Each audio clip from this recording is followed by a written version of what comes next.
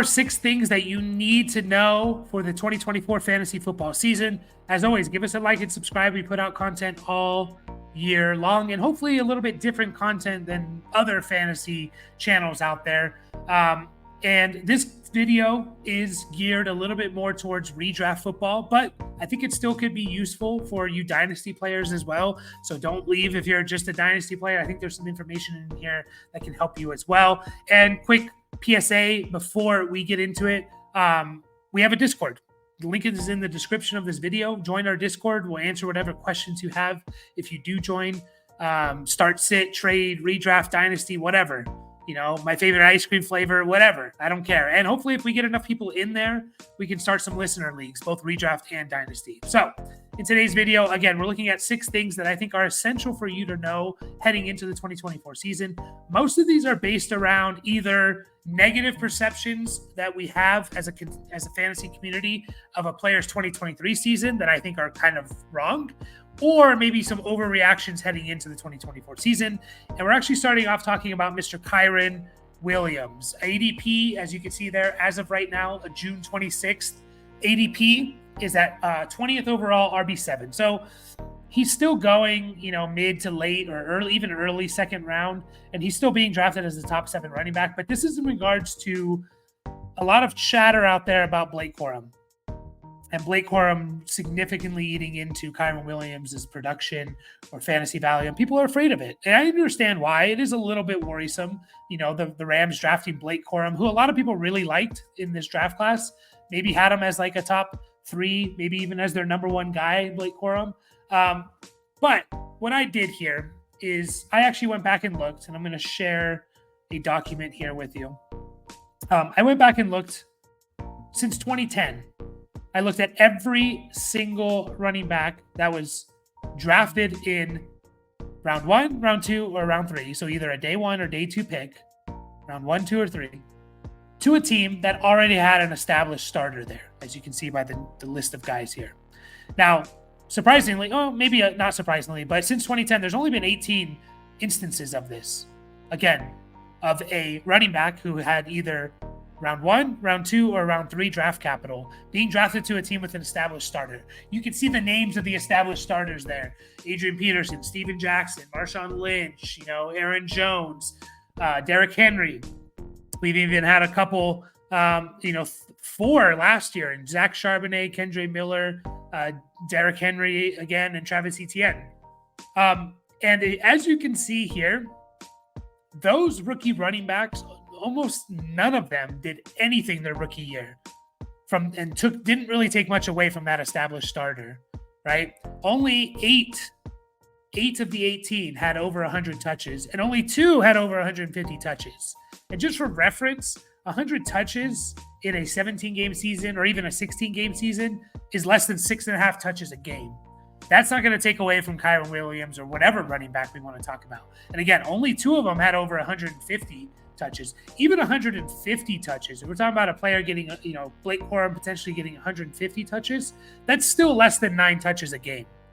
Touches, we're not talking about carries. We're talking about carries plus receptions. There's only really been one guy, that's Javonte Williams in 2021, who kind of ate into the established starters workload. Basically, if you remember that year, Javonte Williams and Melvin Gordon were like essentially 50-50 split down. You could draw a line down all their stats. It's like 50-50. That's really the only guy that kind of took away major production away from the starter. And there's even a situation here of the Rams under Sean McVay. They have an example. They drafted Darrell Henderson in 2019 when they already had Todd Gurley. And if you guys remember, Todd Gurley was coming off back-to-back years heading into the 2019 season. He was coming off back-to-back years. 2017, he had over almost 2,100 total yards and 19 touchdowns. He was second in MVP voting. 2018, he had over 1,800 yards and 21 touchdowns. He was third in Offensive Player of the Year voting. He was coming up back-to-back elite. He was considered the best running back in the NFL at that time, or one of the best. And they still drafted Darrell Henderson in the 3rd round. And Darrell Henderson did nothing, as we expected, right? He had 43 touches. So I guess my point here is not to say Is it impossible that Blake Corum's going to take away fantasy production from Kyren Williams? Of course not. Yeah, I think too many people in the fantasy industry and just in life in general try to speak in absolutes. Like, this is going to happen, because it makes you sound smarter if it does happen. It makes you sound dumber if it doesn't happen, right? And I think it's okay to say this could happen, but I don't think it's going to, right? You can leave the window open for it to happen because it's football. And the reason why we love football is because it's so unpredictable. If it was predictable, we wouldn't all be obsessed playing it. Fantasy football, watching football, right? We wouldn't all be obsessed. So I guess what I'm trying to say is I'm not too worried about Kyren Williams in 2024. I'm not too worried about it. I think the Rams kind of took the approach of, hey, we had Blake Corum as the best player available, maybe by a significant margin on our board when he fell to us, so we're going to take him, right? And also, when Kyren Williams missed those 4 games last year, I think the Rams were 1-3. I know they had Stafford out in one of those games, but the Rams were not very good record-wise when Kyren Williams was out.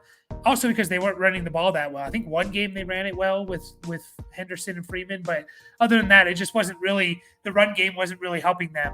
And I think McVay and the Rams value the run game, and they want a backup, an emergency. If Kyren gets hurt, we can plug in Blake Corum and our offense just keeps chugging along, right? They want that. And I think they have that potentially in Blake Corum.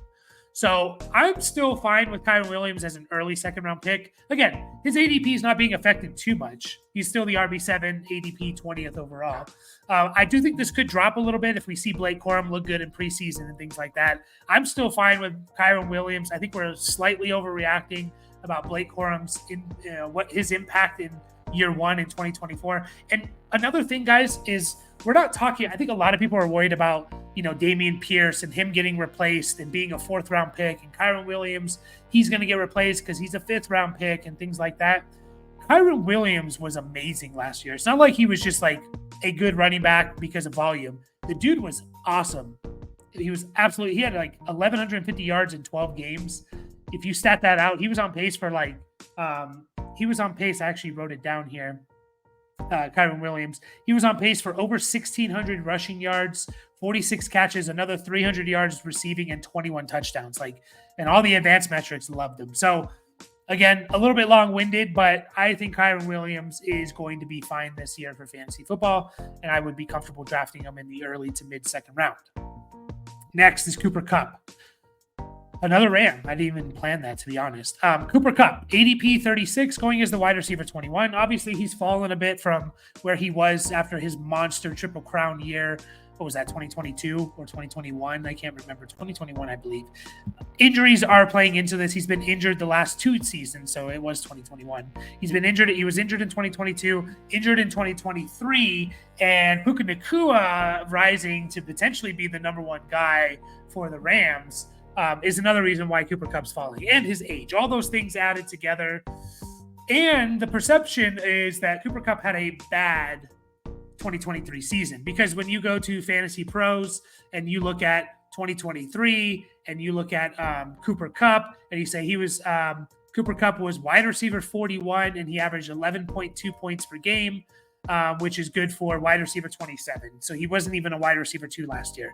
And I'm here to tell you something that maybe you don't realize is Cooper Kupp actually had a better season than we all think. I went back and looked at Cooper Kupp. Obviously, he missed the first 4 games of the year. When he came back, his first game back, even though Puka Nacua was tearing things up, Cooper Kupp came back in week 5. He had 12 targets, 8 catches, 118 yards.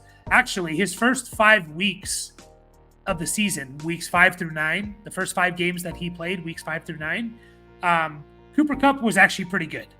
He was actually relatively good. And then he got hurt. He missed basically all of week 11 game against Seattle. Was on the injury report the next 2 weeks, weeks 12 and 13, where he put up 18 and 39 yards. And then he was off the injury report the last 4 games of the year, weeks 14 through 17. If you take the first 5 games where he was healthy, coming back from his injury to start the year, and the last 4 games where he was healthy off the injury report from his midseason injury, Cooper Kupp's numbers were this. 81 targets, 50 catches, 669 yards, and 4 touchdowns in 9 games. That's a 17-game pace of 153 targets, 94 catches, 1,264 yards, 8 touchdowns. And that is good for 13.25 half PPR points per game. If you go and look at every year where if you average 13 and a half, anywhere between 13 and a half PPR points per game, you're right around, for the most part, almost every year, you're right around wide receiver 12 to 15. That's where you're falling. The wide receiver 12 to 15 in points per game is usually around 13 to 13 and a half PPR points. What I'm trying to say is Cooper Kupp, I think, is extremely undervalued. He still could be the number one guy for Stafford and the Rams. And that's not even saying, I'm not even trying to downplay Puka Nacua at all, because I love Puka Nacua. I think both these guys could just feast, right? Like during that time, like Cooper Kupp was like wide receiver 12. Puka Nacua is still wide receiver like 7.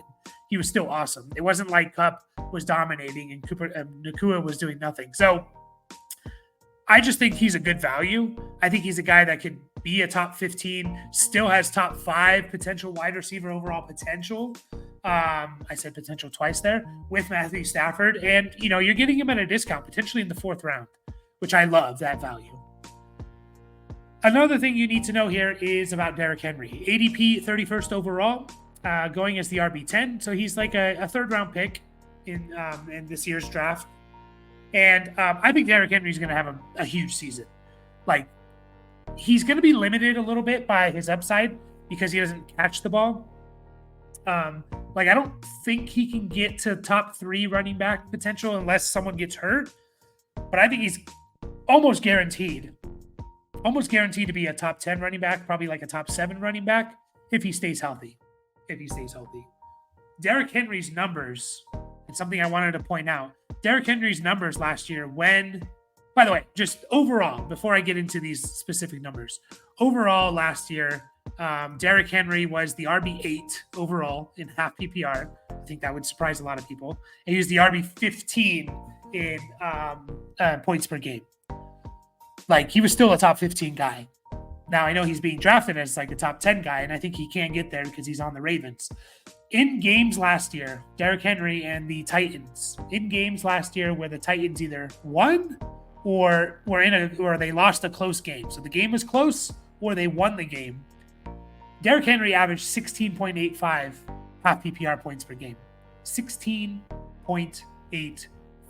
And in case you're wondering, that would have been good for RB4 in points per game. RB4. He was awesome in games that they were winning because Derrick Henry is the type of player that needs his 20 touches to be good at football or for fantasy football, right? And he's going to a team that's probably going to win 11, 12, 13 games. They're going to be in almost every game. Like, they're probably not going to get it blown out, maybe once or twice. But other than that, they're probably not going to get blown out. He has a chance, in my opinion, for 1,500 rushing yards, 15 touchdowns, and throw in 20 catches, 25 catches for 150, 200 more yards or whatever he's going to get there, right? I think he has that potential. I mean, just look at Gus Edwards last year, who surprisingly enough I know Derrick Henry, people are worried about the age. You know, Adrian Peterson won an MVP at the age of 30, right? Raheem Mostert just rushed for 20 touchdowns or scored 20 touchdowns being 32 years old, right? Derrick Henry's going to play this season as a 30-year-old. Gus Edwards, he is only a year younger than Derrick Henry, essentially. Gus Edwards last year scored 13 touchdowns and averaged 4.1 yards per carry, right? I mean, if Derrick Henry is going to get 250 touches and average even just 4.1 yards per carry, he'll probably average more than that. He's just a better runner. But the fact that Gus Edwards scored 13 touchdowns last year should just excite the hell out of you for Derrick Henry and the possibility of him getting 15. I don't think, if I had to bet on one non-quarterback to have 15 touchdowns last year, I don't know how many people I put above Derrick Henry, if anyone at all. So I think Derrick Henry is going to have a massive year. And I guess the only worry, obviously, is his age. You know, he has a ton of carries. And, the possibility of the Ravens kind of saving him a little bit for the later in the season, but I don't necessarily think that's going to happen. So, next up is in relation to CJ Stroud. And it's about his ADP, and specifically QB5, right? His ADP is 44, so he's going in the fourth round, mid to late fourth round pick. And he's going as the QB5. I think it's it's Mahomes, Allen, Hurts, and Lamar, and then it's CJ Stroud. And I love CJ Stroud. I think he's an amazing player. My philosophy when it comes to quarterbacks generally is I'm going to wait on them, right? I'm not going to take one of the top 5 to 8 guys. I'm going to wait for QB 9, 10, 11, just because you can usually find good ones, low end QB ones there. However, if I do take a quarterback early, I want them to run. And that's just the fact of the matter. And I think CJ Stroud could run, but all we have to go off of is last year, really. And he averaged 11.1 yards rushing per game. That's it. Which you do that over the course of a 17-game season, and you're rushing for 188 yards. That's not a difference maker at all, right? Like, that's not difference making rushing numbers at all. And so I went back and looked since 2017 of how many quarterbacks finished top 5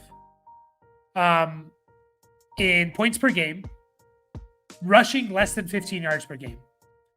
And essentially there's about one every year. I think there's 1, 2, 3, 4, 5, 6, 7, 8. There's 8 since 2017, 17, 18, 19, 20, 1, 2, 3. That's 7 seasons. Essentially, there's one quarterback per year that will finish in the top 5 in points per game, rushing less than 15 yards a game.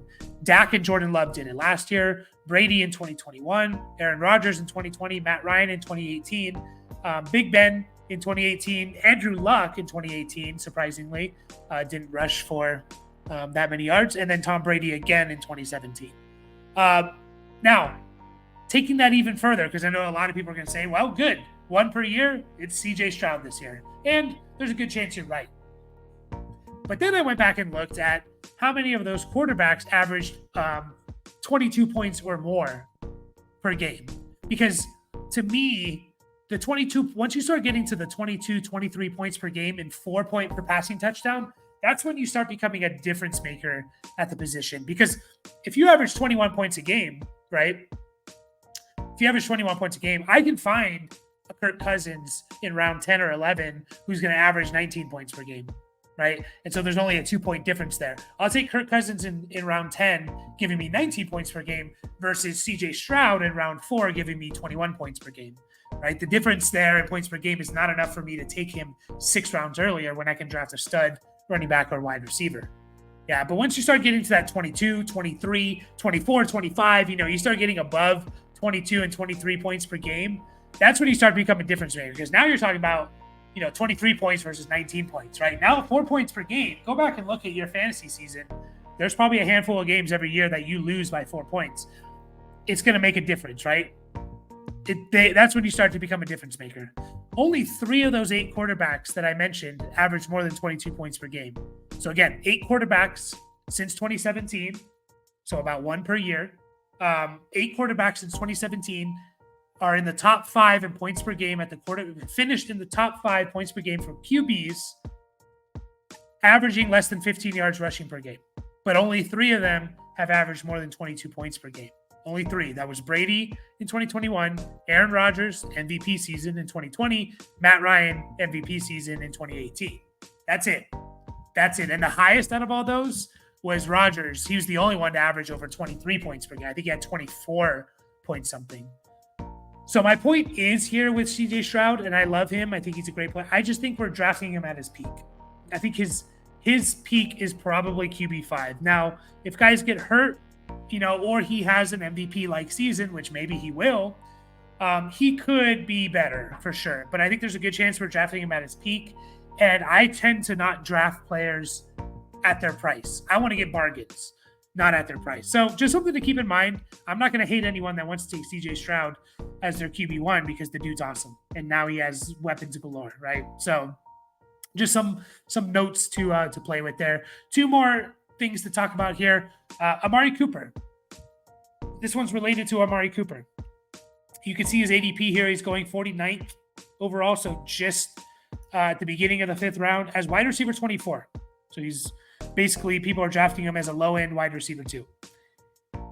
Amari Cooper last year, there's two things here, right, at play. One, maybe people are a little bit worried about the age, right?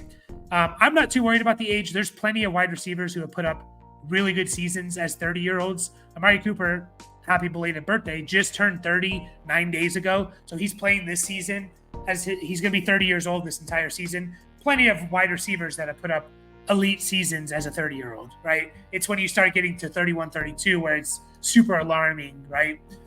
Especially if you're an established receiver who's been doing it as long as Amari Cooper has been doing it, right? The dude's been, a good receiver in the NFL since 2015. So Amari Cooper last year, again, this is one of those where you go and look at, where did he finish last year and things like that. Amari Cooper was wide receiver 18 overall last year. And in points per game, in half PPR, he was wide receiver 17. So he was kind of like a wide receiver, a mid wide receiver too. And that's kind of roughly where people are drafting him, right? Let me tell you this. Two things about Amari Cooper. One,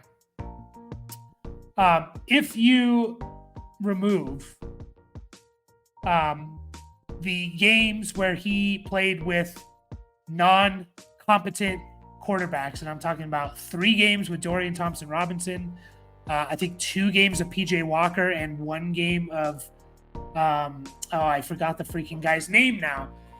The other quarterback that started for them that I can't even remember. I'm going to tell you right now the name. That's how irrelevant. Jeff Driscoll, right? So he had 3 games started by Dorian Thompson-Robinson, 2 by PJ Walker, and 1 by Jeff Driscoll. If you take those games out of his, because those games were really bad for Amari Cooper. Here's his points in those games that Amari Cooper had. 2.1.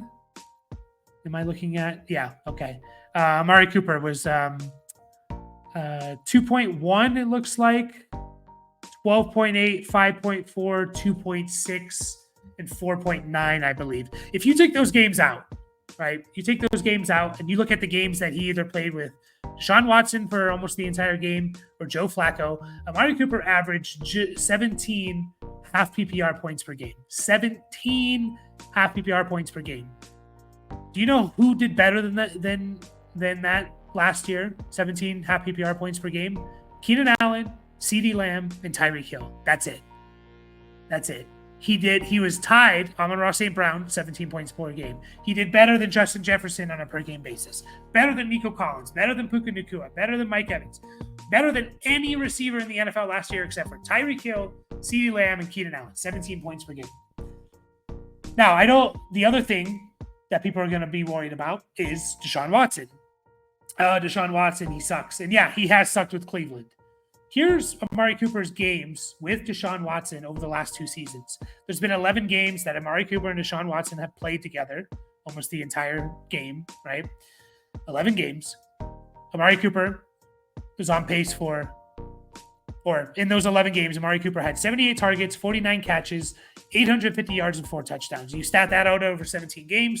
That's 120 targets, 75 catches, 1,300 yards, and 6 touchdowns, and it's 13.5 half PPR points per game. We just talked about 13.5 half PPR points. That usually puts you right around wide receiver 12 to 15 in points per game almost every year. But what I'm trying to say is Amari Cooper is probably going to be a top 15 receiver next year in 2024, this coming year. And we're drafting him as a low-end wide receiver 2, where I think he's more of a high-end wide receiver 2, low-end wide receiver 1. And that is also not even including the fact that maybe Deshaun Watson finds 70% of what he was in 2020 and becomes an even more competent quarterback, right? He becomes a competent quarterback and they actually have a good offense, okay? So all those things, I love the value of Amari Cooper, being able to get him in round 5 as a low-end wide receiver 2, and I think he can be a low-end wide receiver 1, is amazing for me. And last up is Tank Dell. ADP 55, wide receiver 29. And just for reference, he's the third of the 3 wide receivers for the Houston Texans. Stephon Diggs is going 5th, 11 picks before him. 11 picks before him. And as wide receiver 20, that's Stephon Diggs. Nico Collins is going 20 picks. No, excuse me. Nico Collins is going 36 picks ahead of Tank Dell as wide receiver 13. And how I'm going to approach the Texans wide receiver core is I'm going to take probably the last guy drafted, which seems like it's going to be Dell, because I don't think people realize, and this is what I mean, like stats you need to know, perceptions of seasons. Now, no one has a negative perception of Tank Dell's season last year. We loved him. He came out. I loved him coming out of college, and he, showed how good he was. But I think people don't realize how good Tank Dell was last year. Tank Dell, if you go look at his stats or you go look at his finish, obviously he had that season-ending injury. You look at it, it's like, okay, Tank Dell was wide receiver 16 overall, averaged 12.9 points per game. So he's wide receiver 16 in points per game. And he was wide receiver 38 overall, right? Because he missed essentially the last 6 games of the year, okay, by breaking his leg. But he was even better than that. He was even better than that wide receiver 16 per game. If you take out, he had 2 games. One, the game where he had the season-ending injury, he did nothing in that game, and he played like 14% of the snaps. So if you take that game out, and you take out the week 5 game and the stats he had, where he played 36% of the snaps, and he hurt himself and he missed the following week as well. So essentially, Tank Dell in 9 games last year put up 44 catches, 650 yards, and 7 touchdowns. You stat that out over a 17-game season, we're talking about 83 catches, 1,232 yards, and 13 touchdowns. If Tank Dell was healthy all year, that's potentially what he would have put up. If he did that, we would be gushing over him just like we're gushing over Puka Nacua. There's only been 8 wide receivers to have over 1,200 yards in their rookie year. Right? Guys like Randy Moss, Jamar Chase, Odell Beckham, Puka, obviously, Justin Jefferson, Anquan Bolden, guys like that, a couple of older guys. And there's only been 17 wide receivers to put up double-digit touchdowns in their rookie year. And that's what Tank Dell was on pace for. He was on pace for 15. If you take those 2 games out, it wasn't 12.6 half PPR points per game. It was 15 half PPR points per game. 15 half PPR points per game. Here's the players that did better than 15 half PPR points per game. Justin Jefferson, Amon-Ra St. Brown, Keenan Allen, CeeDee Lamb, and Tyreek Hill. He would have been the wide receiver 6 last year. He would have been better than Nico Collins, better than Puka Nacua, better than Mike Evans. Now, I'm not saying you shouldn't be drafting Nico Collins first, because I think Nico Collins is awesome too. And Stephon Diggs could have a bounce back. I'm a little bit more worried about that. What I'm trying to say is, I don't think we realize how good Tank Dell was last year. This could be used for redraft. This could be used for Dynasty. CJ Stroud, whenever he goes on any type of podcast or anything, all he talks about is Tank Dell, it seems like. All he talks about is Tank Dell. So he loves him. He obviously thinks he's an elite receiver. He wanted the team to draft him. I'm excited about Tank Dell. I think he could be the best wide receiver on the Texans this year. And he's not being drafted that way. So that's what I have for you guys. Hopefully you enjoyed that. If you did, I'll try and make one more of these. Things that maybe we don't realize, stats we don't realize how good of a season we don't realize and that people had. So there you have it, guys. As always, like and subscribe to the channel. Catch you guys on the next video.